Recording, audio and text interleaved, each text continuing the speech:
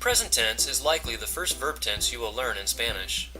Before teaching you how the present tense operates, let's review a few key terms that will be used as you learn verb tenses in Spanish. Infinitives. They are the most generic form of a verb. In English, they are translated as to, and then whatever the verb is. We use the infinitive form of a verb when talking about verbs in general.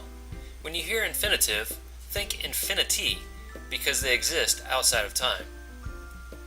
Conjugation.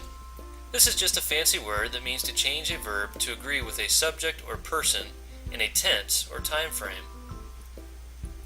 Subjects, or persons, are people or things that do the actions. They can be names, entities, or pronouns like I, you, or they. Tenses.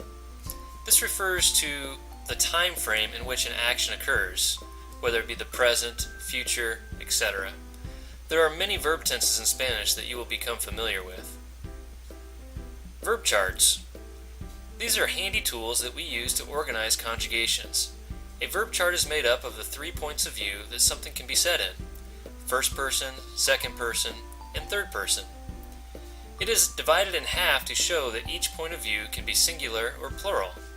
This creates a chart that helps us to look at the way a verb can be conjugated, or changed to agree with a person for a specific tense or time frame.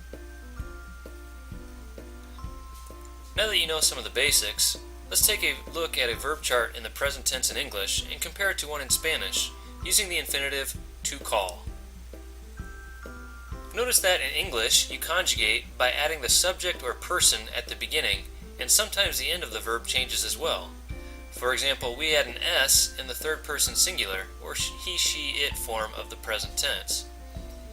In Spanish, we can also add the subjects or persons, but we have endings for each section on the chart. All infinitives in Spanish end with an AR, ER, or IR, and it is a little more complicated because we have different endings for each type. In the present tense, we always drop the AR, ER, IR ending and replace them with new endings.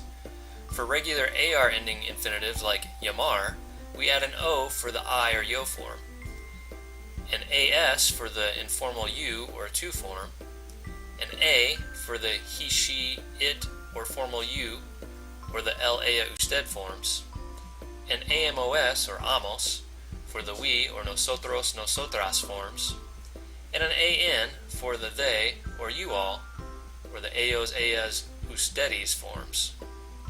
For regular ER-IR ending infinitives like leer or escribir, we add an O for the I or yo form, an ES for the informal you or tu form, an E for the he, she, it, or formal you, or el, ella, usted forms, an EMOS for ER ending infinitives, or an IMOS for IR ending infinitives for the we or nosotros, nosotras form, and an EN for the they or you all, or ellos, ellas, ustedes forms.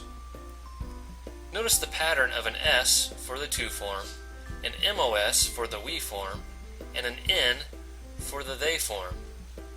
This is pretty consistent throughout all the verb tense endings in Spanish. So, to conjugate a verb in Spanish in the present tense, simply follow these 4 steps. First, determine if it is an AR, ER, or IR ending verb. This will help you know what endings to use. Next, drop the AR, ER, or IR at the end of the infinitive. Then, select the subject or person that you want to conjugate in and its corresponding ending. Add that corresponding ending to the verb. Now you have a conjugated verb in Spanish. Why don't you try it out on a couple examples here?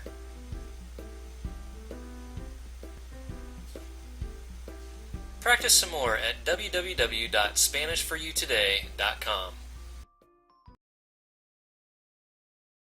Created using Powtoon.